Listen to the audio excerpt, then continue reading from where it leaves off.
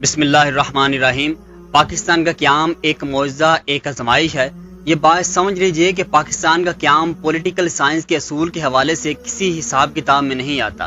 اس کے باوجود پاکستان کا قیام ایک معجزہ تھا۔ ہندو ہم سے تعداد میں 3 گنا زیادہ تھے۔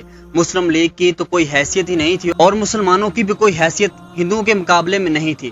تعلیم اور کاروبار میں ہم بہت پیچھے تھے، جبکہ صنعت و حرفت میں تو ہمارا کوئی دخل تھا ہی نہیں۔ اس میں تو سارے کے سارے ہندو تھے۔ پھر اس وقت انگلستان میں لیبر پارٹی حکومت تھی اور وزیر اعظم اٹیلی کو قائد اعظم سے نفرت تھی، جس کا اظہار وہ اپنی کتاب میں بھی کر چکے ہیں۔ اس سے بھی بڑھ کر کہ ہندوستان کا viceroy lord Mountbatten Gandhi کا چیلا تھا، اور گاندھی نے کہا تھا کہ پاکستان صرف میری لاش پر بن سکتا ہے۔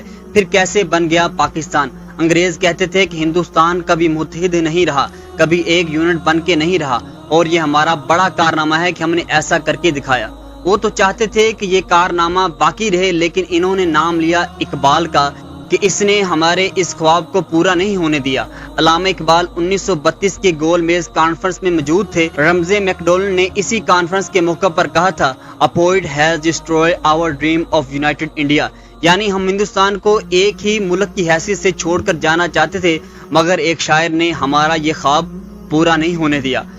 علامہ اقبال کا 1930 کا خطبہ تھا جس نے ان کے خواب کی دھجیاں بکھیر دی تھیں، جس میں انہوں نے واضح کر دیا تھا کہ ہندو کے ساتھ ہماری ایک قومیت نہیں۔ "We are a different nation altogether"۔ تو جان لیجئے کہ پاکستان اس وعدے کی بنا پر بنا تھا جو اللہ تعالیٰ سے ہم نے اس کے نظام کو نافذ کرنے کا کیا تھا۔ پاکستان اللہ کی مشیت خصوصی سے بنا ہے، اس کے ساتھ ساتھ یہ اللہ کی طرف سے ایک آزمائش بھی ہے۔ اس کے لیے میں سورۃ الاعراف کی ایک مثال پیش کرتا ہوں۔ سورۃ الاعراف میں ایک مثال دی گئی ہے کہ حضرت موسیٰ علیہ السلام جب مصر میں مبعوث ہوئے، بنی اسرائیل اس وقت بڑے شدید مصائب میں گرفتار تھے۔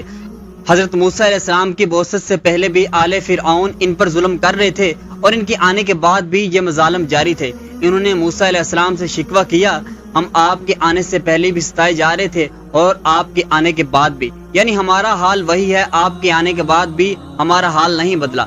جواب میں کہا گیا، جسے قرآن میں اس طرح بیان کیا گیا ہے کہ ان قریب تمہارا رب تمہارے دشمن کو ہلاک کر دے گا اور تمہیں زمین میں حکومت عطا کرے گا، پھر دیکھے گا کہ تم کیا کرتے ہو۔ میں جب یہ آیت پڑھتا ہوں تو مجھے صاف نظر آتا ہے کہ پاکستان قیام بھی اللہ کی طرف سے ایک آزمائش اور امتحان ہے۔